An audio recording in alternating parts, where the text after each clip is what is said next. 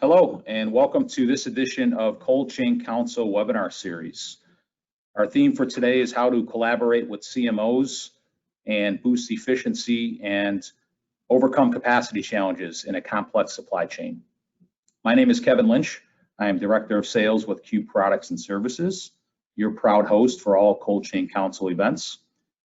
For a little bit of background on Cold Chain Council, back in 2016, OProducts and Services kicked off this workshop style platform that allows food and pharmaceutical professionals to gather, connect, and discuss ongoing challenges in their respective worlds and share best practices and talk about new emerging technologies that are being adopted in the cold chain. And it's been a successful venture for us thus far. And like everyone out there today, we were forced into changing.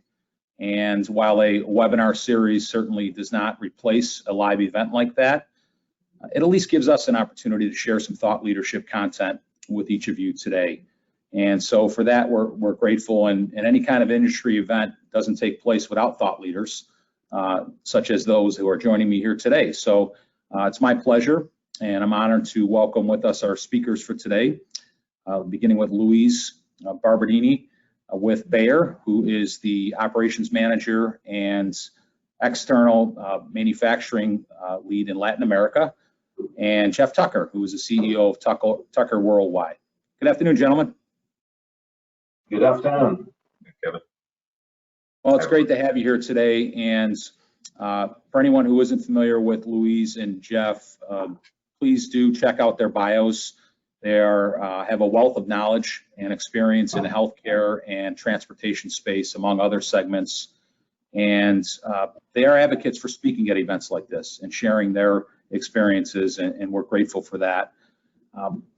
One of the overarching messages that they're going to be talking about today is the importance of building strong relationships with your business partners and maintaining them as well. And if there was ever a year where that message was important, it's certainly 2020, where seemingly everybody's supply chains were turned upside down. So I think you're going to enjoy what they have to offer today and in the conversation that they're going to share. Before we get started, just a few housekeeping notes. We have a format that allows both Luiz and Jeff to give a presentation. We have built-in time for Q&A as well. So please do submit questions, and if you'd be so kind, please mention which speaker that question is targeted to, and if it's both, mention that as well. We do have a fireside chat planned at the end of the discussion, which will be exciting, and Luiz and Jeff will be joining me for that as well. Last housekeeping note is that Luiz's presentation is pre-recorded, although as you can see, he is joining us live today, and he wanted to be here to answer your questions as well as join Jeff for the fireside chat. So at this time, we're going to start and kick things off with Luiz's presentation, and then he'll join me back live for a few questions and answers.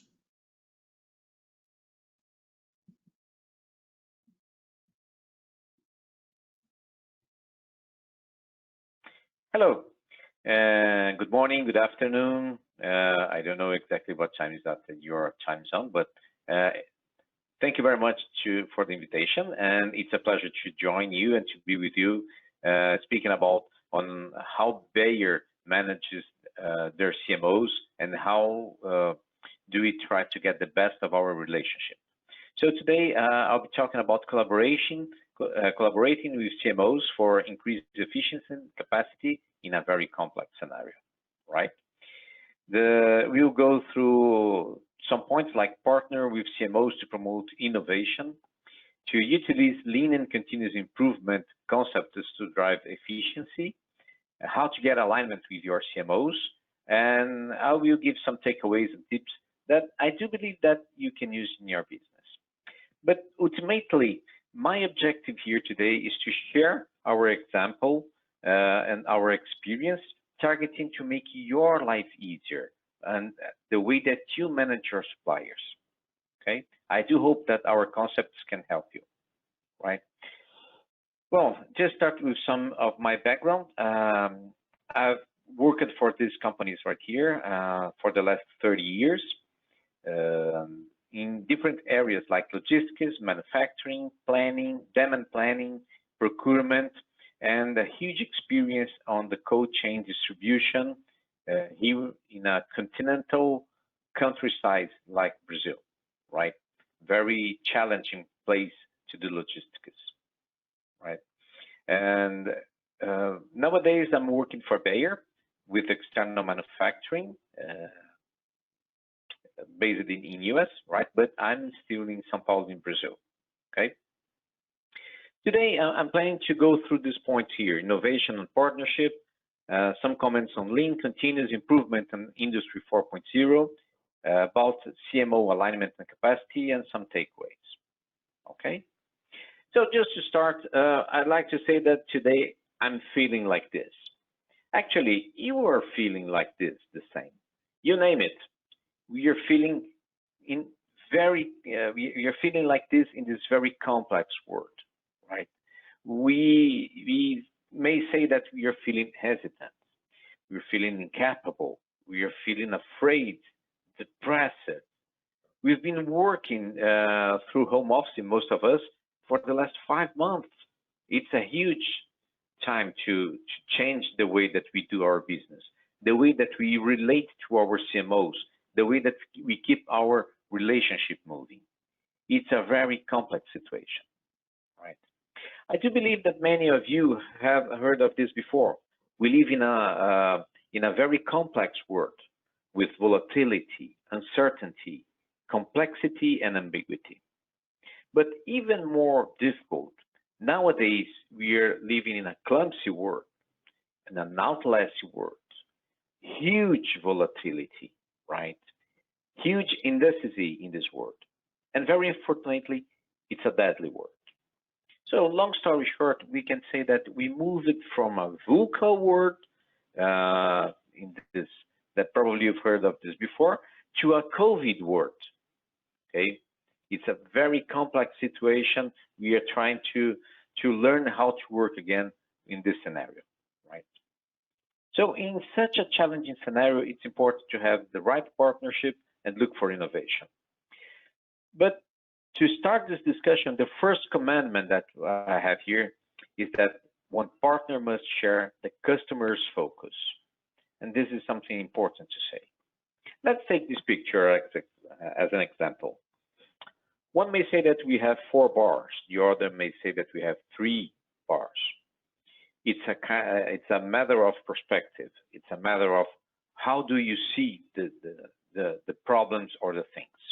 You can have your focus on your customer, or you can share your customer's focus. This is the point that I like to mention and to make sure that we are all speaking the same language. So focus on the customer is about to fulfill customers' needs for products and services, right? But when one has the customer's focus, they share their customer's vision as well or even better than themselves. Putting in other words, we have something like this. When you focus on your customer and you are hungry, you go to a restaurant or a fast food, you get some products and services. They'll give you some food, and that's okay, right? They'll be delivering to you, it's nice.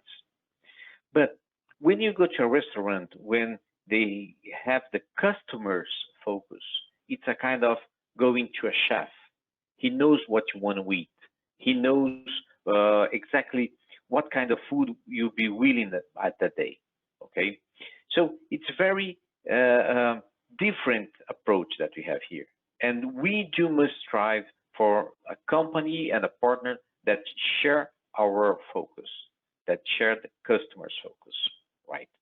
Here is where we have innovation. When someone really understands you, understands your business, and wants to work with you. So if you're striving for innovation, you must have someone that shares your focus, right? That shares your vision, okay? And of course, it's not easy. So can you imagine, Bayer is going to outsource R&D. This is from 2018. And when Bayer started to looking for this situation, we are looking for partners to work and to outsource R&D. This is a core business for a pharmaceutical company, and we are looking to that, right? And of course, you must keep the final user in mind. So when you sell some kind of choice to these clients, they go over there and buy this. Finally, the final user sees this thing, right? This is the perspective that they have. So it's very important to have all the visions in place.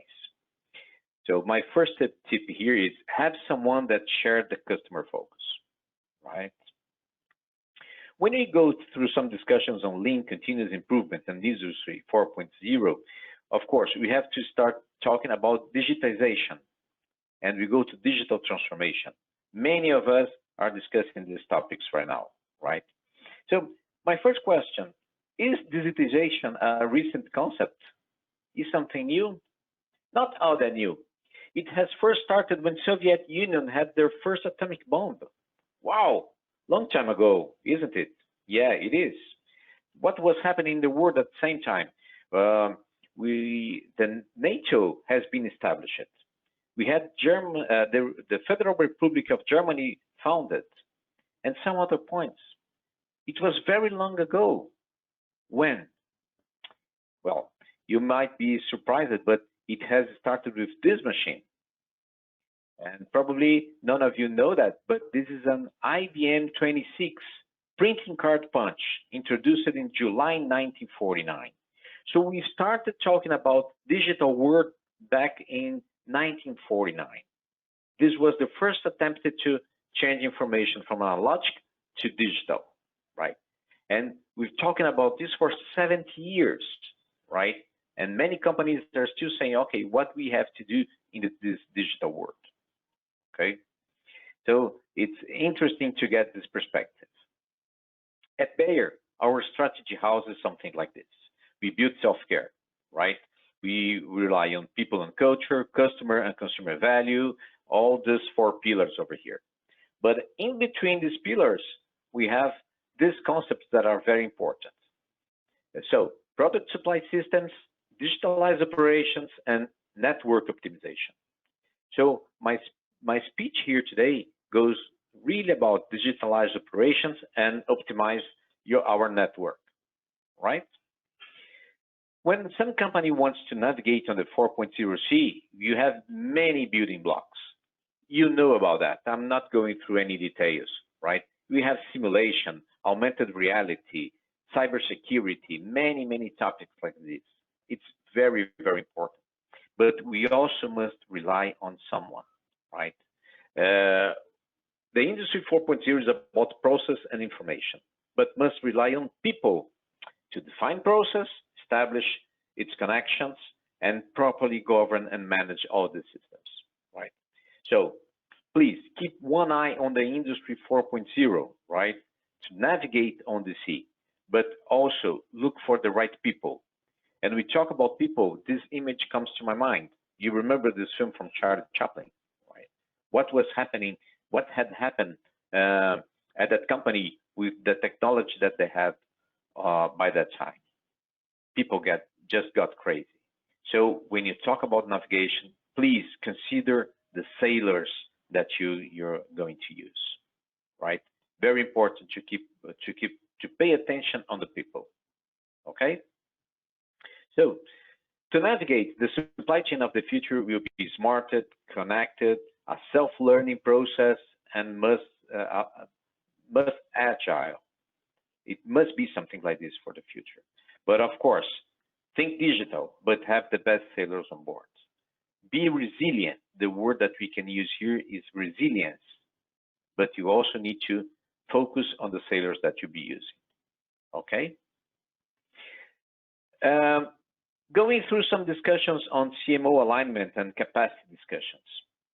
In a very clear basic discussion, manage your business and relationship with transparency, honesty, and sincere collaboration. This is what we really try to do at Bayer. We try to be very honest and transparent with our suppliers and be very collaborative with them. In fact, we have some concepts that help us in going through this, right? And we will go through that in the sequence. But when you have clear discussions with your suppliers, you can discuss the capacity. That is something that's really sensible to us. When a company says, okay, I'm hiring a CMO, will I have enough capacity for the future? So we can have discussions like this, the available to promise that they can provide you.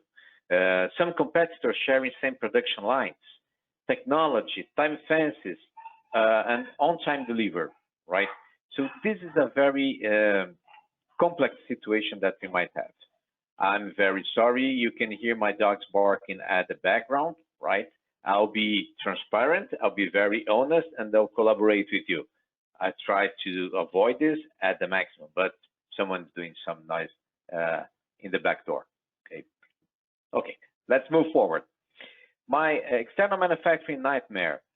We shall produce to other companies. Okay, can we go to other companies? Can we produce somewhere else? I do believe we can, right? So just a point of do the business in a correct way. In order to do that, Bayer rely on some key relationship factors that I'll go through some of them right now, okay? First of all, probably a few of you might have heard of this before. It's bacon and eggs, right? So what I mean when I talk about bacon and eggs. When you ask for in your breakfast for bacon and eggs, the chicken is involved, but the pork is committed. So this is very important. What kind of relationship do you expect from your suppliers?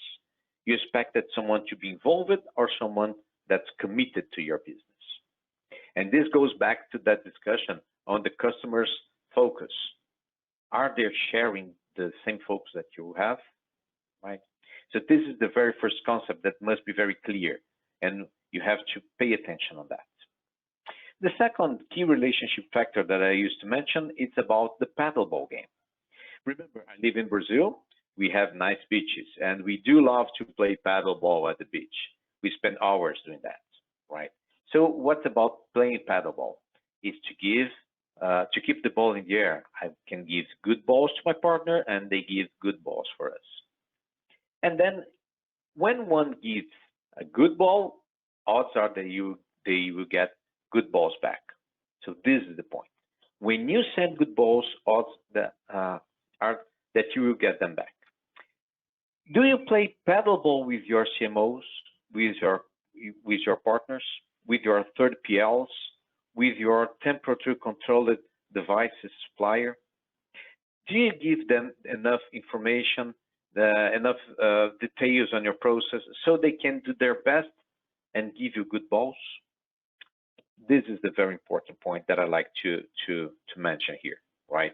It's important to have this kind of approach. You have to do your best so they can do their best.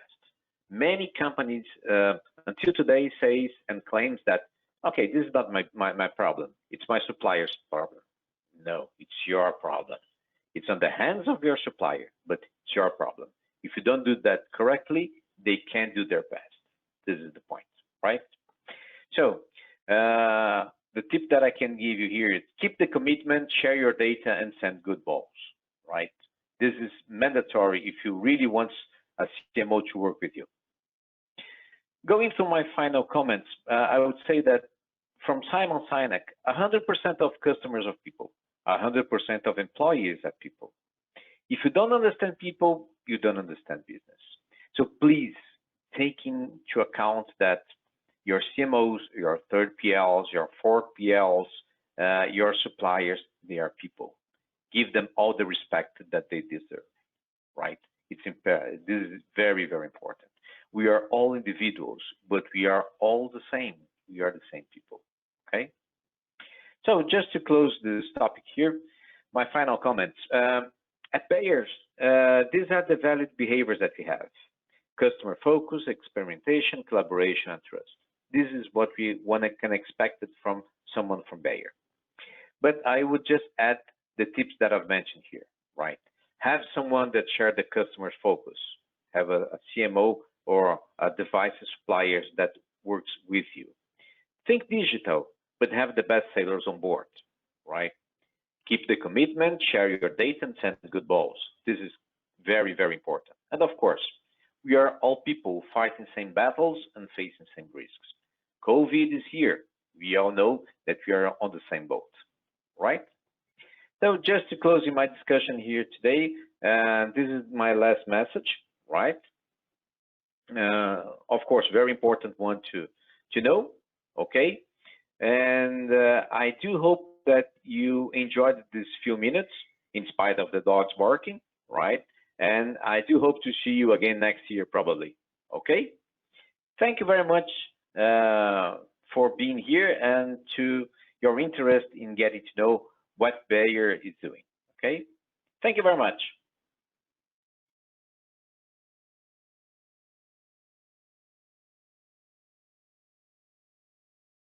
Welcome back, Luiz. Thank you, Kevin. So what I really liked about your presentation is that, and enjoyed about it, is that a lot of the lessons you shared, they weren't limited to CMOs. They're not specific to actual, healthcare industry. And you shared some real candid insights that can and probably should be applied to a lot of different business partnerships. So really, really well done in that presentation. Appreciate that. Yeah, so in fact, I used to mention CMOs, but it's valid for any supplier that's very close to you. 3PLs, 4PLs, right? And other ones like that, okay? Absolutely. So we have a few minutes for some Q&A, so I can fire off a question at you right here. You spoke a lot about trust, a lot about collaboration. You have a new CMO in your network. How do you go about building that trust and encouraging sincere collaboration? Yeah, very nice question indeed.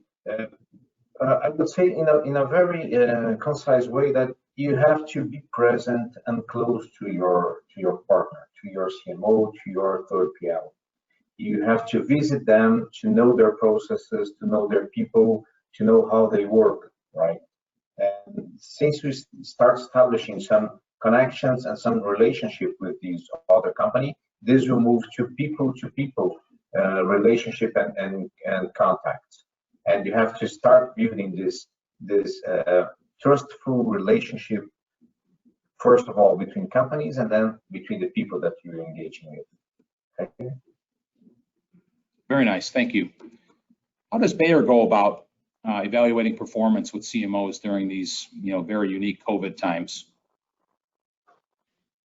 Yeah, COVID has been a challenge for all of us, right? But we first of all, we had our a very nice risk mitigation plan in place, right? And we followed this plan, defining what are the risks that each supplier is facing, how are their situations, how things are going in different countries. With that in mind, we could be able to keep tracking on their performance and checking what they were in need, I would say. So we had a very good result of this plan in place, and we got a very good communication. We suffered very little from lack of supply or for some problems from our CMOs. Right? They were very transparent. They were very clear. And we have a very honest discussion on what are the bottlenecks, what are the problems that they were facing, kind of exports from China and India that had affected them, right?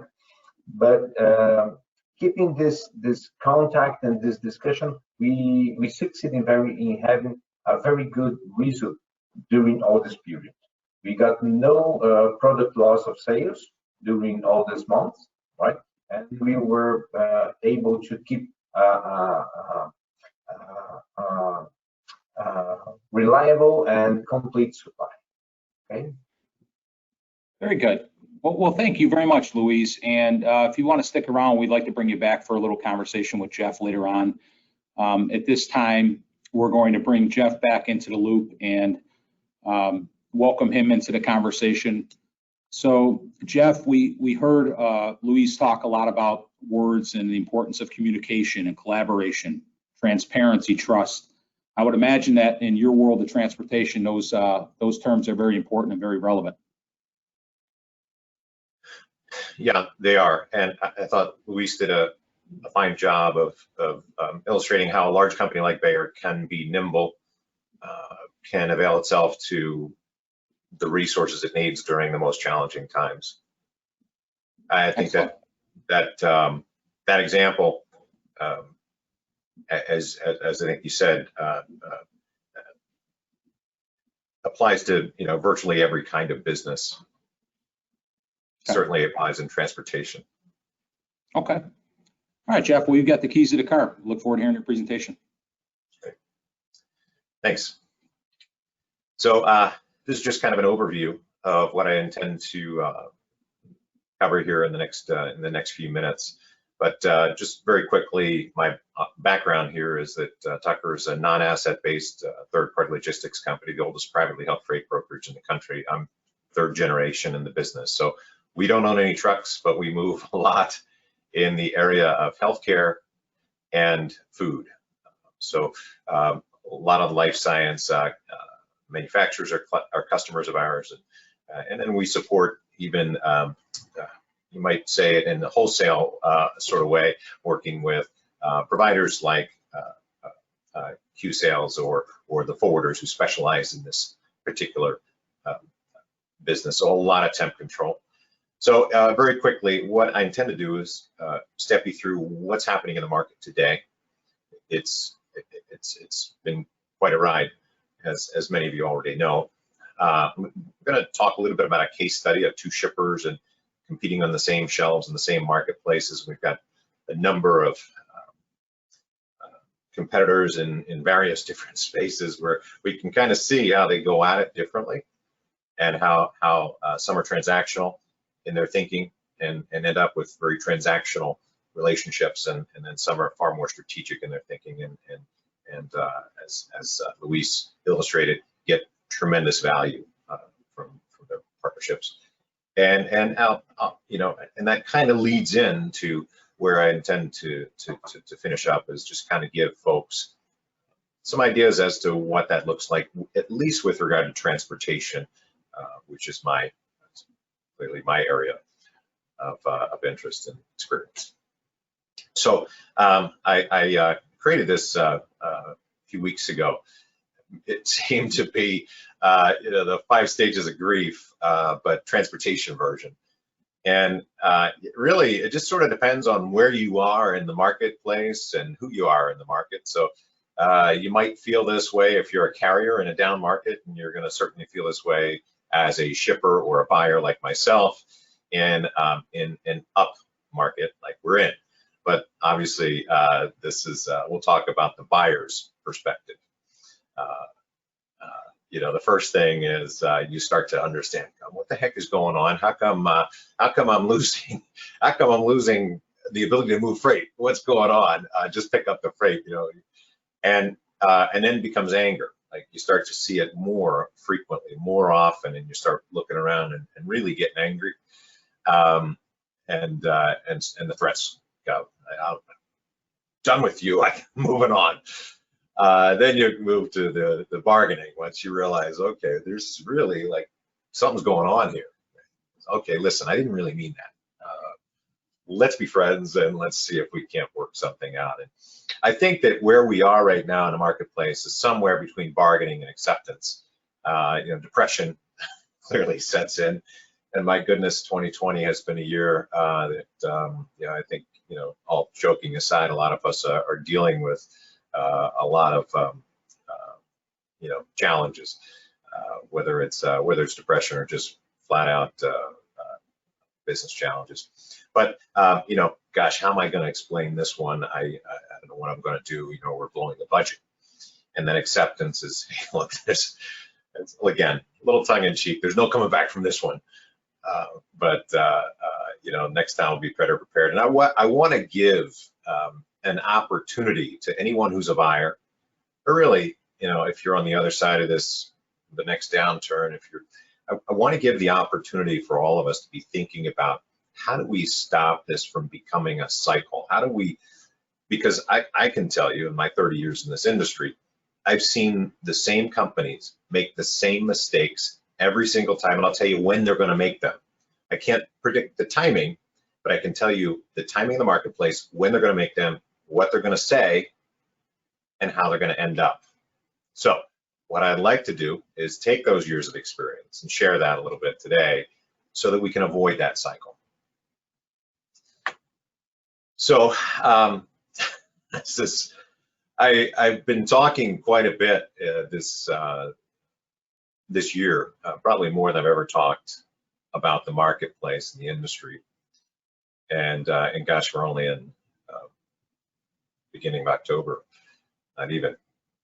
And it occurred to me a few weeks back, and I was a history major, economics minor, and I got my MBA afterwards. So I have a lot of history behind me. And I think about history quite often, and economics is part of understanding business history trend. It feels as if, in a lot of ways, at least with regard to freight transportation, we've just experienced, about a century of American history. And what I mean by that, you can kind of look at January and February, they're not even, just kind of like regular markets. Maybe the shippers had a slight upper hand because, most of 2019, if we can even remember back into the olden days of 2019, we know that the heyday of 2018, the capacity crisis of 2018, sort of mellowed out. And that's really how we entered 2020.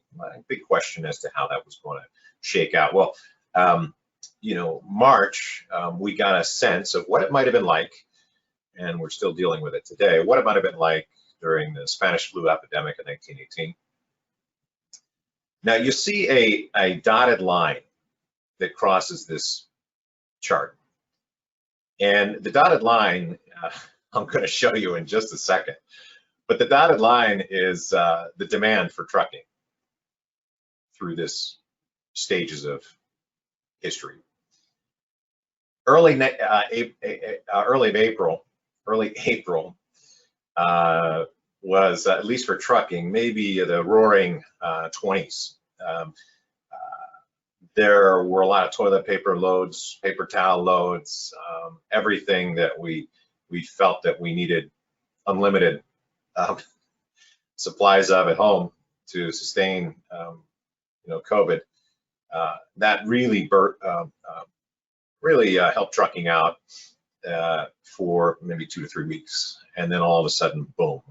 You might remember late April, May, truckers were parked out in front of the White House, or as close as they could with their trucks to the White House, and complaining that they needed regulation help and they needed rates to increase, this and that.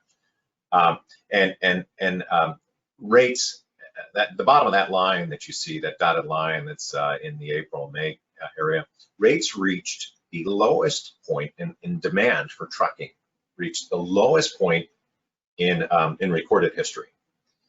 And then you can see what happens after. I call July and August a composition of the 4 capacity crises in the last 30 years. There's kind of a Frankenstein of capacity crises. And then, of course, the present right now, we'll talk about in just a second, is pretty uncertain, obviously, because we don't know what is going to be ahead of us day to day, let alone month to month. But we're at pretty historic highs at the moment. In fact, this is data from FreightWaves, their sonar product. Provides a lot of different insight. This insight here is, you'll see the green image on the icon on the right is 24.97, or essentially 25% of all loads are being rejected, 25% of tenders from shipper TMS systems are being rejected by the number one recipient, would be that carrier or broker. That's 1 in 4, and that might be a record. I don't recall. I mean, this is fairly new data, but it's extraordinarily high, painfully high. And you can see it started in July, and it's been up there for quite some time. So extraordinary changes and challenge. And this you can see here, This goes back to last year. So let's go middle part of the chart is where you see weeks 2, 4, 6. That's beginning of this year, and you can see that same effect, that the demand I was referring to just a moment ago. You can see that happen here in prices. So demand again spiked a little bit in weeks 10, 12, 13 due to the toilet paper rush, and then of course dropped precipitously. As I said, demand hasn't been that low in recorded history. Morgan Stanley runs a study that looks back to early 2000s, and there's nothing close to it. And then 20 or so straight weeks of extraordinarily high increase in pricing. So, but I'll tell you that my experience in this industry, we'll talk on. There are things that you can do to anticipate this, and I think that we're at that place now where it's maybe a little bit too late to change your culture, but it's time at this stage to awaken, if you haven't already, to awaken and begin to change that culture. Because if there's one thing that's certain, is that I mentioned I got the 30 years in the industry, right? So in the deregulation happened in 1980. So that's over 30 years ago, and in that time, the first capacity crisis that ever hit since 1980 was 2003. So 23 years it took for a capacity crisis to hit. And then another one didn't happen for another decade after that. But the second, the third, and the fourth capacity crises to hit in that period of time since 1980, 40 years, 3 of them happened in the last 6 years. So while we could never have predicted, at least those of us not in government and infectious disease, could never have predicted this year and the impact, what we can look back and see is that the pace of change is happening so rapidly that we absolutely positively have to be anticipating it. And we've got to build supply chains that are durable enough and resilient enough to anticipate this change. And I present to you, and I'll look anyone, any procurement person, any transportation person in the eye in America, to challenge me, to challenge them to say that they are not, for the most part, not building resilient supply chains. I've got customers who've got outstanding resilient supply chains where they're only rejecting maybe their tender rejections are maybe 4 or 5%, and they're angry about that, right? Those are extraordinary performers. Those ones at 25%, guess what? There's a whole bunch of folks less than 25% to bring that average to 25%. So there needs to be a change in the way we think about our partners. And Luis's presentation was just absolutely outstanding, and I think it leads to what those things are. I won't mention this. This is Cold Chain Council, and I've been on several sessions recently as an attendee or as a presenter. And I will not pretend to be an expert in how many 747s worth of cargo space are we going to be required to move this COVID vaccine. But I'll tell you, and I think stating the obvious, there's never been a logistics effort in the world anything close to what we have to do. And incidentally, we've got to do it extremely cold. And I just shared with you the slides indicating how tight capacity is right now. And you've got to ask yourself, wait a second, if capacity is that tight and I ship temp control, I don't even have to be part of that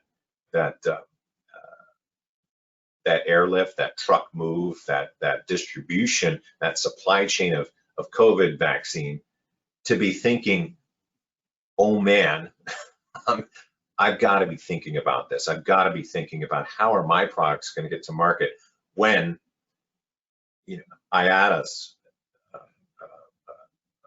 president a few weeks ago indicated 8,000 747s. Well, all that stuff has to move by truck. All that stuff has to move extremely cold. And -20 and below, the only thing that moves at that temperature regularly enough, in sufficient quantity enough, is ice cream. Yeah, look, I get it. Temp control, or excuse me, that temperature moves by other pharmaceuticals from time to time, but not in any kind of quantity. So where's this going to come from? Dry ice, packaging companies, other engineering feats of marvel. But if you have anything to do with temp control, anything at all, you've got to be thinking about, what is this humanitarian effort that we need to get accomplished? What is this going to do to my supply chain?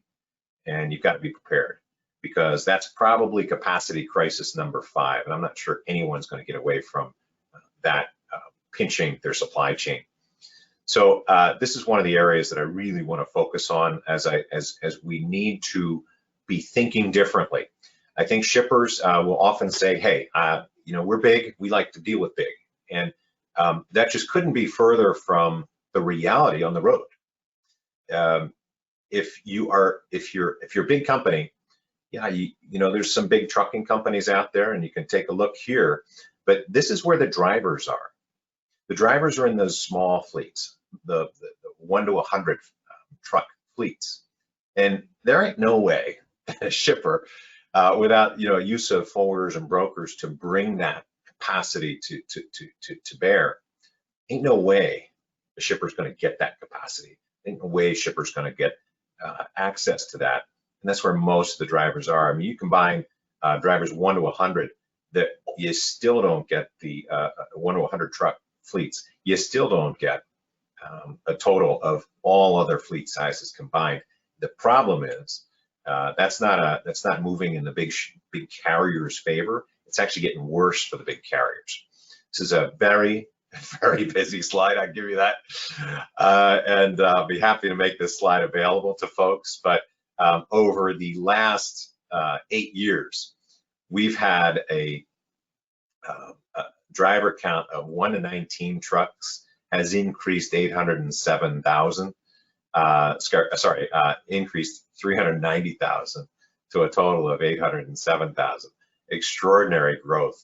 All you hear, and even in colleges, professors talk about this, because all they get is their data from the ATA and media, which gets its data from the ATA, is a driver shortage. And there is a tremendous driver shortage. It's in those large fleets.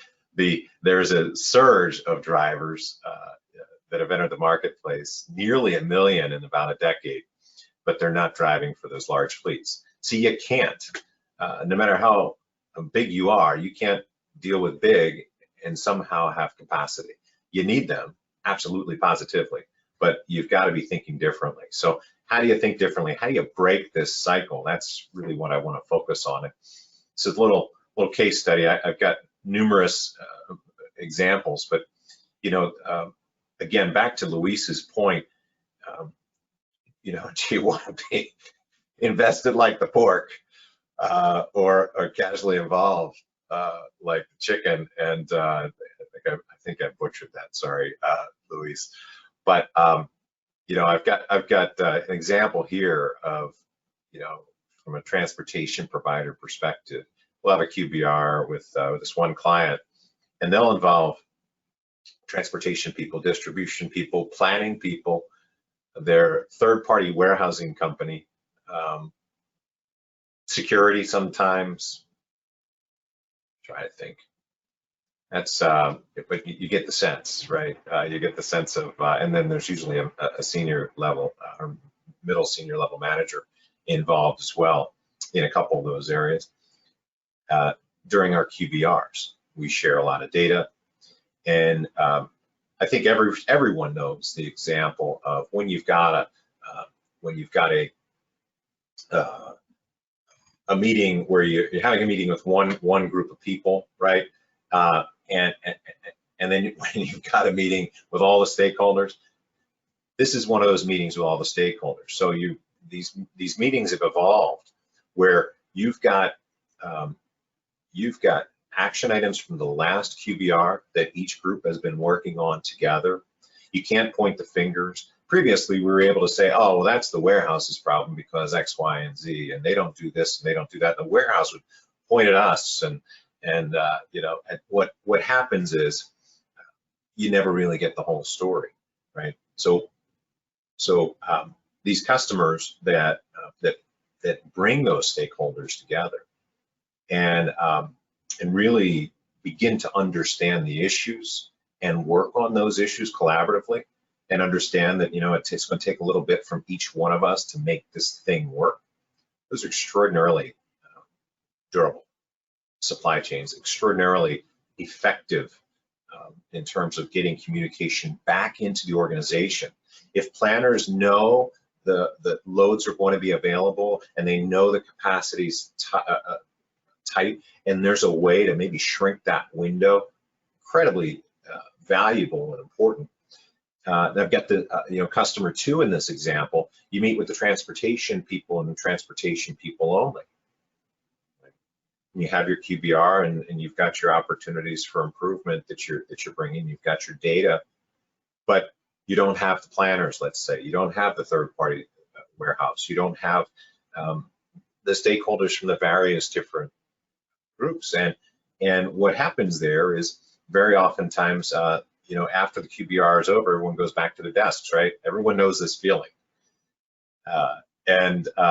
Sometimes things change, sometimes they don't, and you don't have the opportunity to flex. You don't have the opportunity to be nimble, like Luis's example laid out pretty clearly. And I've seen some of the largest companies grow to be quite nimble, and especially nimble as compared to client or companies in their same space, by taking this customer 1 approach, by taking that vested approach that Luis got into. And I'll tell you just one quick takeaway here is, as a company that is a high service provider like we are, when our team sees that one of the suggestions for improvement has been adopted, that builds this great sense of pride in them, and they're looking for more.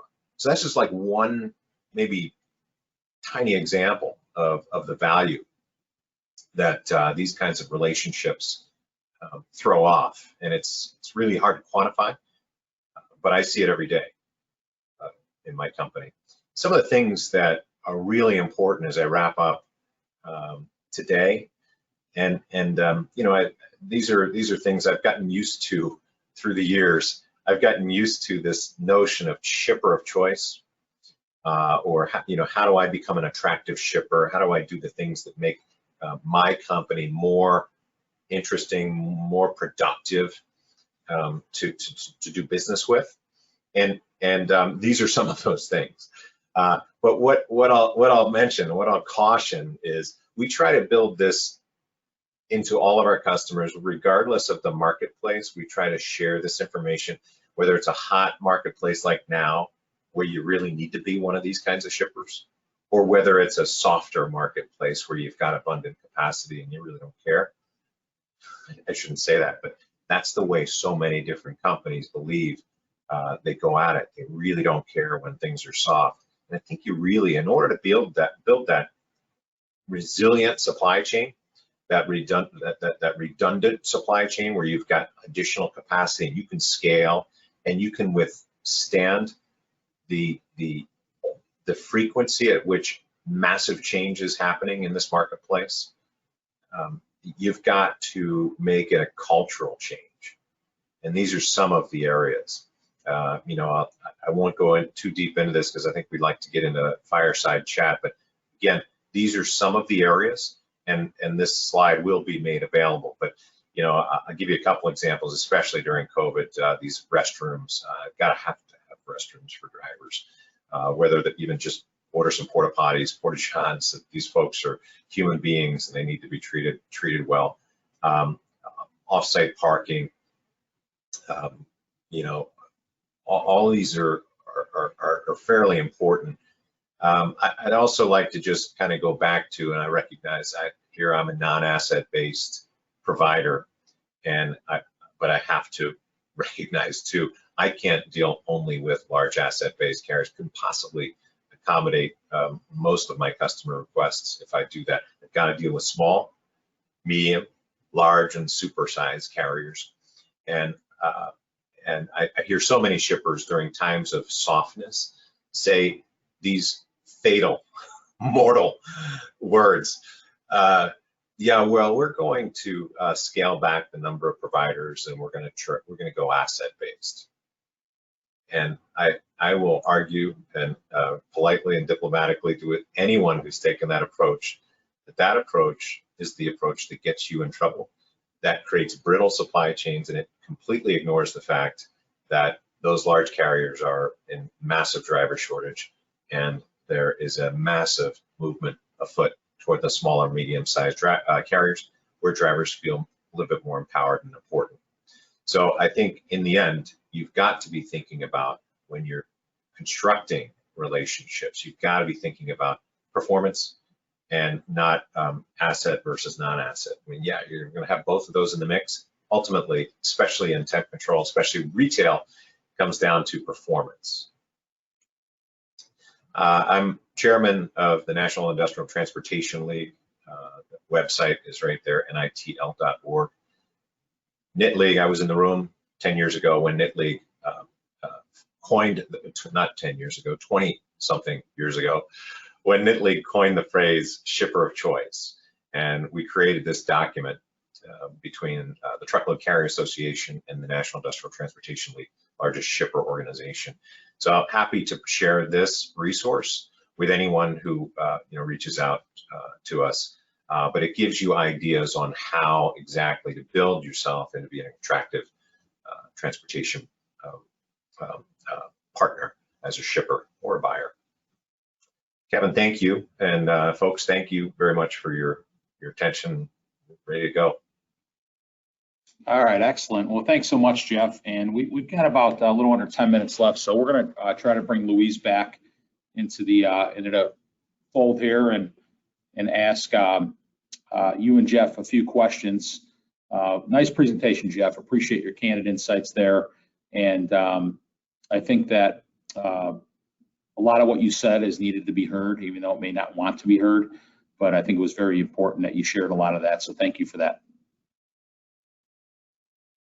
My pleasure. Yeah, it's look, I've been doing this long enough, and I try not to be, I try not to sugarcoat. I try to be plain English as best I can. It's a delicate line since I am a service provider.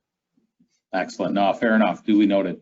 So a few questions here. We'll start with Luiz, and we'll allow Jeff to respond to, when you think about, building a vested relationship with a supplier or a customer, at what point in that process do you know they're actually vested? And Luiz, let's start with you and get your thoughts on that. Yeah, sure. Thank you. Thank you very much, Kevin. By the way, Jeff, thank you for the presentation. Really nice one. I do hope that we can share a beer sometime, right? As soon as COVID is over. So I do believe that we have a lot of things to talk through. And Kevin, I do believe that an increased or a steady service level would be a good metric for a good relationship status, right? So I would say that this is the ultimate number or ultimate KPI that you might consider with that. If you have a CMO or a 3PL, 4PL that also shares your thoughts and can anticipate your needs and demands, this is incredible, right? Going back to my presentation on the sharing the customer's focus, they should share the same vision that I do. I think that when one supplier has this characteristic, it's a great one, okay? Excellent. Jeff, your thoughts? Yeah, I tend to agree. I think that where I was saying earlier about our team, when I know that we're in a vested relationship, it's clear as day. Our team is continually looking for opportunities of improvement. They're reporting them into our account management team, our national account. We're going prepared with that information, the data in our QBRs, and you know, it's one thing when you deliver that information. It's a whole other thing when you deliver that information and you get feedback that, yeah, you know what, that's a good idea. We can't do it. However, we really like this one. When you get that feedback, that's a pretty dynamic experience that it comes back into our organization, and there's motivation to find more. And it's hard to explain, but you know it when you see it. Okay. No, I know exactly what you're talking about. That makes a lot of sense. Let me flip that around a little bit, and Jeff, we can start with you. And I realize this may be a difficult thing to answer, so as best you can, how do you know, customers not vested?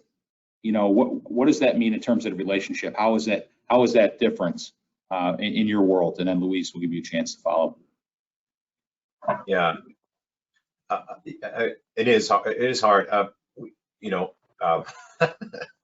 it's a hard question to answer, but again, we're a service provider. We're high-end service provider, I suppose is really a better phrase. And so every customer is going to get a pretty intensive level of service. It's just that it would seem, again, just as I indicated just a moment ago, it would seem that there is, if the customer's receptive to feedback on, you know, we kind of feel as if we're behavioral, organizational behaviorists, I suppose, is the best way. And if we get the feedback that opportunities or data or observations are, you know, are recognized and taken, it means the world of difference. And if not, you know, it's maybe those opportunities aren't, you know, quite as exciting to bring back to the customer, I suppose. Sure.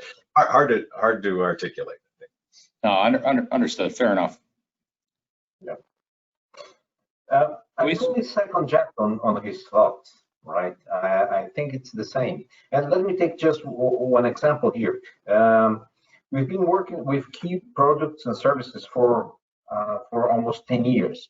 They proven themselves as a very reliable partner to our cold chain distribution all around the world, right? And they have this kind of preoccupation, or they are aware that we should spread the word on how Bayer works, right, to other customers. That's why they've invited us for the Cold Chain Council, which I really thank them. But this is the kind of company that wants to work with us. If some kind of movement like this doesn't happen, you have to start thinking, are they really interested in working with Bayer?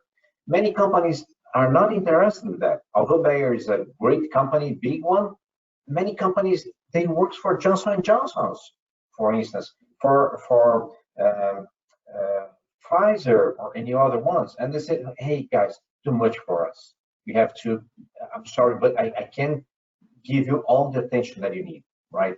So again, when a company it's very honest and very transparent, they'll tell you, okay, I cannot be vested in this relationship, right?